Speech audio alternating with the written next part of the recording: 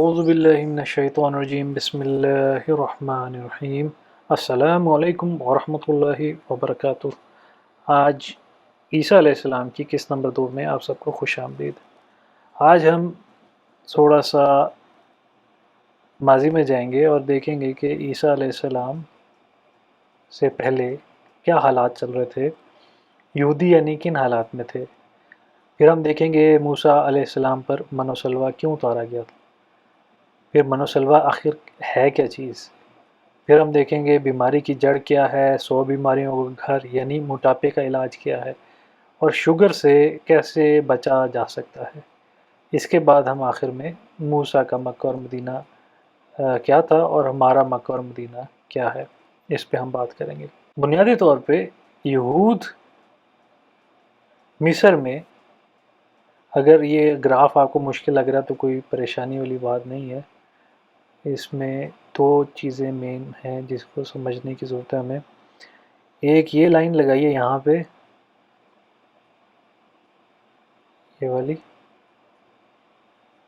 اور ایک ہم نے یہ لائن لگائی ہے یہ والی۔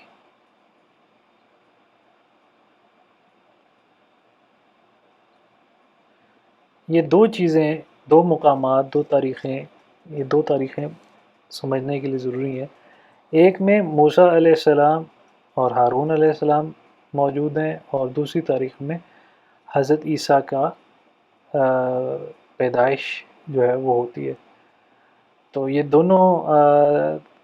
تاریخیں بہت ضروری ہیں سمجھنے کے لیے۔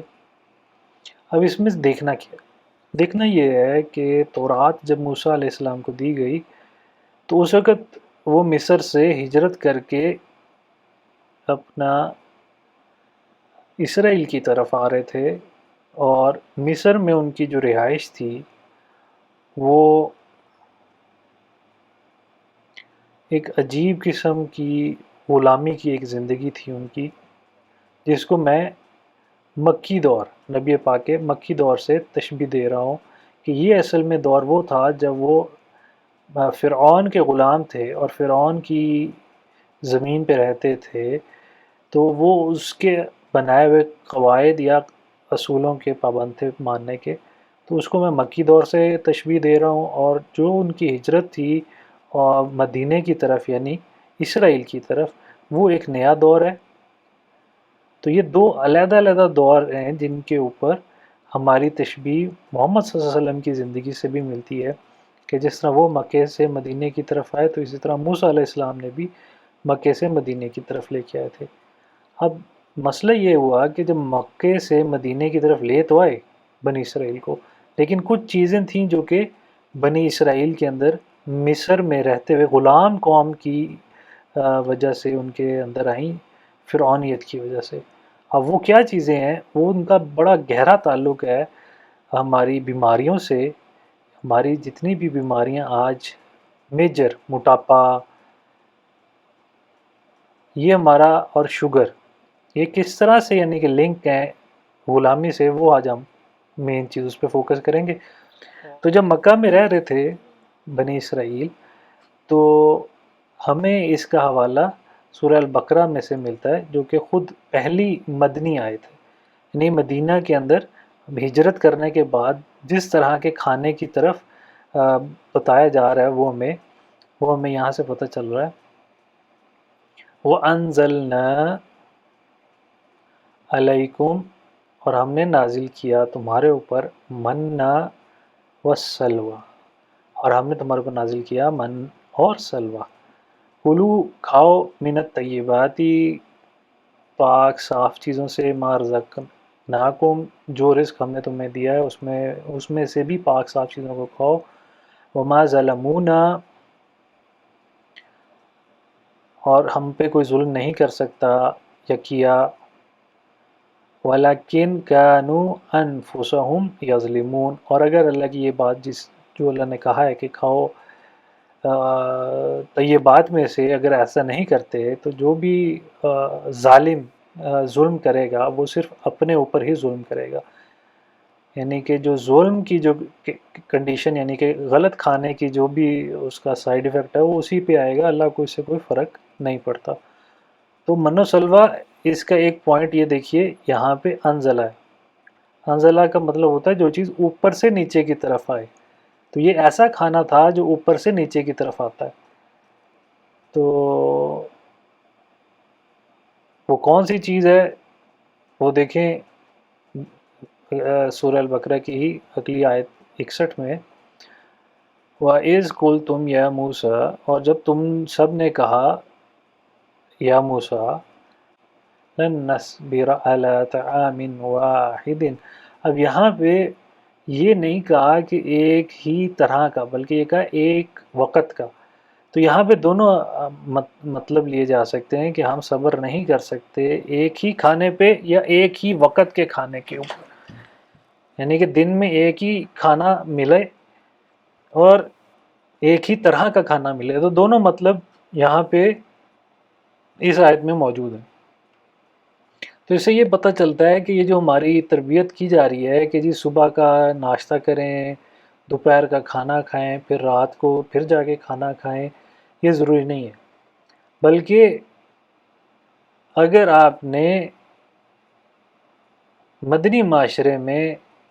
ایک تربیت کرنی ہے قوم کی، تو اس کی ایک کھانے پہ تربیت کی جائے گی، یعنی کہ ایک وقت کا کھانا۔ تو جب موسیٰ علیہ السلام نے ایک وقت کا کھانا بنی اسرائیل کے لیے کیا تو انہوں نے کہا کہ ہم تو ایک کھانے پہ صبر نہیں کر پا رہے، پس کیا کر ادعو لنا، ہمارے لیے اللہ سے دعا کر، یخرج لنا مما تنبت الارض، یعنی ہمارے لیے کوئی ایسی چیز یخرج خارج کر دے، کس میں سے؟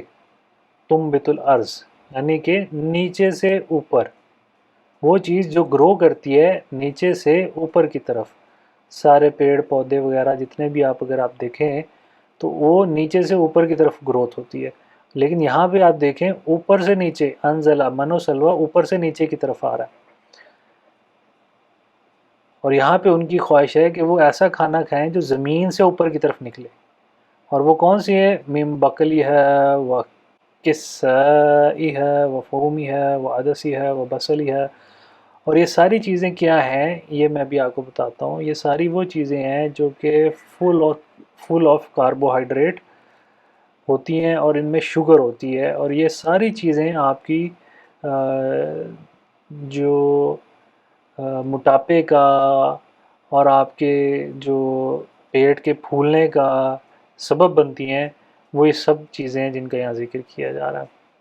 جب انہوں نے کہا کہ ہمیں ان چیزوں کی بنی، یعنی ہمیں جو طلب ہو رہی ہے وہ ان چیزوں کی ہو رہی ہے، بقل، کسف، فوم، عدس اور بصل، اب یہ کیا چیزیں ہیں کہ جن کی طلب ہو رہی ہے اور ان کے بغیر ان کا صبر نہیں ہو رہا اس سے،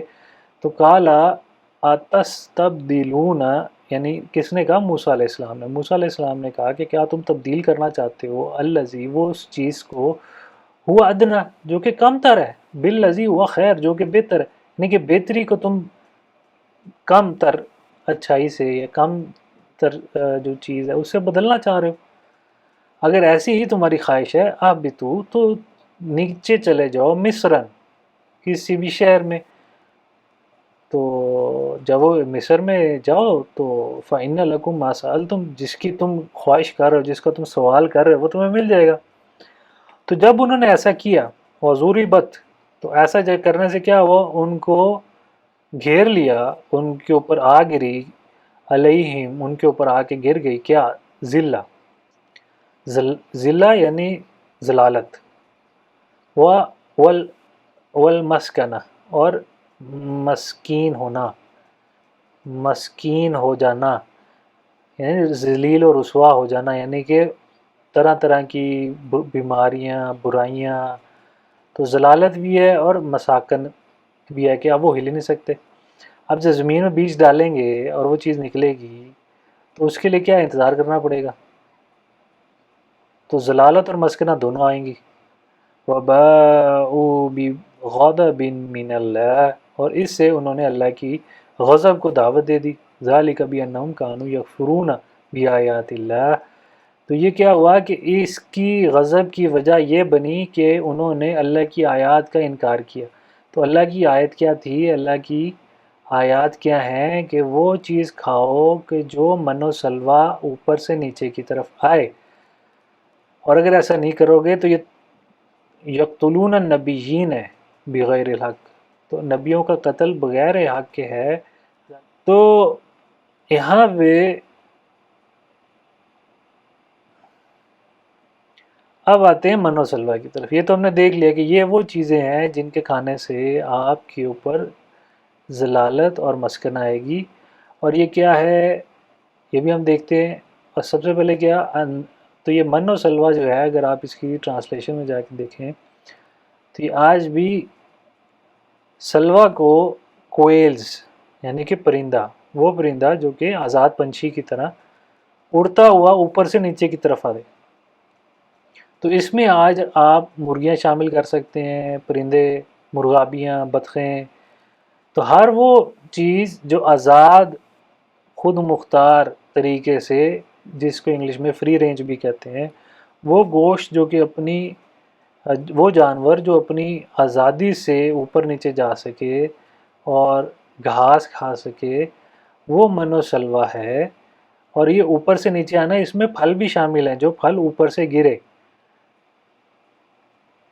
مثلا سیب جیسے ڈرائی فروٹس، جیسے آپ کے بادام، اخروٹ، یہ ساری چیزیں اوپر سے نیچے کی طرف آتی ہیں اور انسان اس کو چگ لیتا ہے، زمین سے اٹھا لیتا ہے. اور جو چیزیں نیچے سے اوپر کی طرف جائیں گی وہ اپنے اندر منفی پہلو یا بیماریوں کا وہ سبب بنیں گی. اب اسی کو دیکھنے کے لیے آج بھی ایجپٹ میں، مصر میں، آپ گوگل کر کے دیکھ لیں، اس کو کہتے ہیں کوشری. کوشری تو یہ کوشری کیا ہے؟ یہ دال، چاول، گندم، پیاز، چنا، لہسن یا تھوم، اس کی بنی ہوئی ڈش ہوتی ہے جو ان سارے کاربوہائیڈریٹ کو ملا کے بنتی ہے. اور یہ ساری چیزیں جو کاربوہائیڈریٹس آپ کے جسم میں جائیں گے یہ آپ میں شوگر کا باعث بنیں گے. تو اگر آپ چاہتے ہیں کہ آپ میں سے شوگر ختم ہو، آپ شوگر یا موٹاپے کا شکار نہ ہو، تو یہ ساری چیزیں چھوڑ دیں. یا چھوڑ نہیں سکتے تو کم از کم اتنی منیمم کر لیں کہ 10 سے 20 گرام سے زیادہ ایک دن میں مت کھائیں. اور اس کے بعد آپ گوشت کی طرف آئیں، گوشت کھانے کی طرف، اور اس میں بھی پرندوں کا گوشت زیادہ بہتر ہے اگر آپ پرندے افورڈ کر سکتے ہیں. اگر پرندے افورڈ نہیں کر سکتے، بطخ ہو گئی، مرغابی ہو گئی، مرغی ہو گئی، تو پھر آپ بکرے کا گوشت کر سکتے ہیں. وہ چیزیں کر سکتے ہیں، یعنی کہ اس سے زیادہ بہتر، یعنی کہ بکرے کا گوشت ہو گیا یا گائے کا گوشت. لیکن گائے کا گوشت بھی اتنا نہیں جتنا یہ پرندوں کا گوشت زیادہ موزوں ہے. اور دن میں ایک دفعہ کھائیں. زیادہ سے زیادہ آپ گوشت کھانے کی طرف آئیں اور مچھلی کھا لیں، گوشت کھا لیں. اور یہ آج بھی یہودی کوشر کہتے ہیں حلال چیزوں کو. تو یہ ان کی مصر سے جو عادت پڑی ہے آج وہ پوری دنیا میں ہمارے غلام قوموں نے اپنا لی ہیں کہ آج چینی سستی ملے گی، آپ کو آٹا سستا ملے گا، اس پہ گورنمنٹ سبسڈی بھی دے گی. کیونکہ یہ چیزیں آٹا کھا کے آپ کی مت جسے کہتے ہیں نا کہ انسان کی جو دماغی کیفیت ہے وہ غلامی کی مسکنت میں چلی جاتی ہے. تو اگر آپ چاہتے ہیں کہ آپ زندہ قوم بنے، مدنی معاشرے کی قوم بنے، تو اس کے لیے ضروری ہے کہ آپ کے پاس مدنی طریقہ خوراک ہونا چاہیے کہ جس سے شفا خود بخود آپ کو میسر آئے گی. تو جب آپ اس پہ سٹارٹ کریں گے کھانے پہ کہ دن میں صرف ایک وقت کا کھانا کھائیں، اور اس میں بھی گوشت 60-80% آپ کا گوشت پہ ہونا چاہیے، 10% آپ اس میں فروٹ لے لیں ہلکے پھلکے سے. اور فروٹ بھی زیادہ نہیں، بس ہلکے پھلکے سے فروٹ کھا لیں، ایک سیب کا ایک سلائس کھا لیں، اس میں زیادہ اس کی وہ نہ کریں. گوشت کی تعداد آپ 70-80% گوشت رکھیں اپنا، اور باقی 20% آپ تھوڑے سے آپ وہ چاول لے لیں یا تھوڑی سی روٹی لے لیں، آپ بالکل آدھی کی بھی آدھی معمولی سی. تو یہ اگر آپ کریں گے تو اس سے آپ کی بیماریاں ختم ہوں گی، آپ کا موٹاپا ختم ہوگا، اور آہستہ آہستہ جو شوگر، جو ٹائپ 2 ڈائبٹیز ہے جس کے اندر آپ کو شوگر کنٹرول کرنے کی دوائی، انسولین والی نہیں، شوگر والی دوائی لینی پڑتی ہے، وہ بھی آہستہ آہستہ آپ کی ختم ہو جائے گی۔ اور کئی لوگ ہیں یوٹیوب پہ آپ سرچ کر لیں، انہوں نے اپنی شوگر کا علاج کیا ہی ایسے، دن میں ایک وقت کھاتے ہیں اور کھانے میں گوشت کی تعداد زیادہ رکھتے ہیں، اور یہ کاربوہائیڈریٹس جتنے یہاں پہ یہ میں نے آپ کے سامنے رکھے ہیں اس سے وہ باز آ جاتے ہیں، یعنی کہ اس کو چھوڑ دیتے ہیں۔ تو اس من و سلوا کو کھانے سے، یعنی اوپر سے نیچے گری ہوئی چیزوں کو کھانے سے، گوشت کھانے سے، موسیٰ علیہ السلام کی جو قوم تھی وہ اس سے باہر نکلی بیماریوں سے، اور جب انہوں نے مکہ سے مدینہ کی طرف ہجرت کی موسیٰ کی قوم نے، تو یہ ضروری ہے کہ جو مکہ کی جو خوراک ہے وہ بھی چھوڑیں۔ مکے کی خوراک وہ خوراک ہے جو کہ آپ کو غلامی کی طرف لے کے جاتی ہے، غلام سوچ آپ کے اندر بنا دیتی ہے۔ تو جب تک غلام سوچ رہے گی تو ہم اس وقت تک نہ جہاد کر سکتے ہیں، نہ قتال ہو سکتا ہے، نہ آپ کی کوئی اور کام ہو سکتے ہیں۔ ہر وقت اگر دن میں آپ نے 3 ٹائم کھانا ہے اور تینوں ٹائم آپ کا کھانے کا ہی سوچ رہا ہے یار کیا کریں کیا کریں، اور تو جہاد کب کریں گے، قتال کب کریں گے، کب اپنے آپ کی تعلیم پہ توجہ دیں گے؟ تو اس کے مدنی کے لیے ضروری ہے کہ ہمارے پاس ایسے بڑی بڑی چراگاہیں ہوں، یا کم از کم ایسا سسٹم ہو کہ مرغیاں ہماری کھلے عام پھر رہی ہوں مدنی معاشرے کے اندر، کہ جہاں پہ لوگ چلتے پھرتے کہیں سے بھی آپ مرغی اٹھائیں کھائیں، ساری مرغیاں جو ہیں وہ لوگوں کے اندر پھر رہی ہوں گی، اور آرام سے جب جس کو ضرورت ہو وہ اتنا اس کی ذبح کرے اور کھائے۔ تو اس میں کوئی وہ بھی نہیں ہے کہ جی حفاظت کون کرے گا یا اس طرح کون کرے گا، وہ جب ایک اجتماعی ذمہ داری آ جاتی ہے تو پھر اس میں چیزیں بھی آٹومیٹک جو ہیں وہ چیزیں ٹھیک ہونا شروع ہو جاتی ہیں۔ تو یہ مکی دور میں یہ کرنا بہت مشکل ہے، اسی لیے اللہ پاک نے اس کو مدنی دور کے اندر، اور وہ بھی سورہ البقرہ کی 61 میں، یعنی کہ یہ ہمیں فارمولہ سمجھایا ہے۔ تو جب تک ہمارے پاس مدنی معاشرہ نہیں آئے گا یہ کرنا تقریباً ناممکن ہے۔ تو اس کے لیے مدنی معاشرے کے لیے ضروری ہے کہ ہم ہجرت کی طرف ہمارا ذہن سیٹ ہو، ہم مکی حالات میں ہمارے پاس پتہ ہو کہ ہم نے کیا کرنا ہے۔ اور عیسیٰ علیہ السلام کیوں کنیکٹڈ ہیں؟ کیونکہ عیسیٰ علیہ السلام نے بھی ہمیں یہ کر کے دکھایا، محمد صلی اللہ علیہ وسلم نے کر کے دکھایا کہ انہوں نے مکہ سے مدینہ ہجرت کی۔ عیسیٰ علیہ السلام نے بھی جو ان کی جو رومن ایمپائر جو مسلط تھی اس کو توڑا، اور اس میں سے یہود کو نکالا، اور اس کی بیسس کے اوپر۔ اور یہاں پہ کیا ہے، عیسیٰ علیہ السلام آپ نے ذہن میں یہ رکھنا ہے سلوہ، کیونکہ یہ آگے چل کے نا میں آپ کو ایک پوائنٹ دکھاؤں گا کہ جہاں پہ یہ سلوہ بڑا امپورٹنٹ ہے، کہ سلوہ جو نازل ہوا یعنی کہ وہ پرندہ جو اوپر سے نیچے کی طرف آیا، عیسیٰ علیہ السلام نے اس کو کچھ کیا تھا ایک پرندے کے ساتھ، تو وہ بھی ہم دیکھیں گے انشاءاللہ العزیز کہ عیسیٰ علیہ السلام موسیٰ علیہ السلام کی اس ڈائٹ کے ساتھ کیسے کنیکٹڈ ہوئے تھے، اور جو اس دور کے یعنی عیسیٰ علیہ السلام کے آنے سے پہلے یہ والا دور تھا، یہ کیسے دوبارہ سے مکی دور بن گیا تھا۔ کیوں؟ کیونکہ یہاں پہ یہ ان کی جو مسجد تھی وہ تباہ کر دی گئی تھی یہودیوں کی، تو وہ مدینہ سے واپس مکہ سٹیج میں آ گئے اس پوائنٹ کے بعد۔ تو اس پوائنٹ سے لے کے نبی عیسیٰ کی پیدائش تک یہ ہمارا عیسیٰ علیہ السلام کا سے پہلے یہ دوبارہ مکی دور شفٹ ہو جاتا ہے، تو مکی مدنی اور پھر دوبارہ مکی، تو یہ مکی آ جاتا ہے، اور پھر آگے دوبارہ سے یہ ان کے مکی کے بعد تقریباً یہاں سے دوبارہ مدنی پیریڈ جو ہے وہ سٹارٹ ہوتا ہے، اور یہ عیسیٰ علیہ السلام کا۔ تو یہ مکی مدنی بہت ضروری ہے سمجھنا، اس کے بغیر ہم نہ تاریخ سمجھ سکتے ہیں، نہ ہم جو قرآن کی یا جو اللہ پاک کی سائیکالوجی ہے کہ کیسے اللہ پاک نے ہماری سائیکالوجی میں یہ چیزیں رکھنی ہیں، اور اس میں سے نہیں نکل سکیں گے جب تک کہ ہم یہ سارے انبیاء جو ہیں یہ ہمارے انبیاء ہیں۔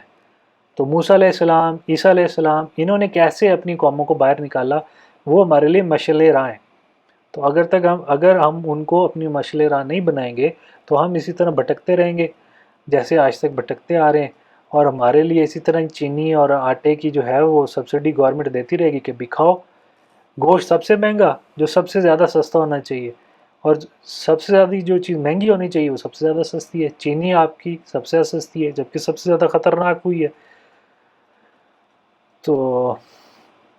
انشاءاللہ اب اگلی جو قسط ہوگی ہم اس پہ جائیں گے کہ اس ڈائٹ کا، یعنی کہ مکی ڈائٹ کا، یہ والی ڈائٹ ہے، اس سے کیا ہوا کیا ان کی یہودیوں کی ڈائٹ، اس کو فالو کرنے سے کیسے، یعنی کہ آہستہ آہستہ مدنی ماحول واپس سے مکی ماحول میں، یعنی کہ اس پیریڈ کے اوپر ہم بات کریں گے اگلی قسم میں۔ تو انشاءاللہ تب تک آپ اپنا خیال رکھیں، اپنے ارد گرد کا خیال رکھیں۔ السلام علیکم ورحمۃ اللہ وبرکاتہ۔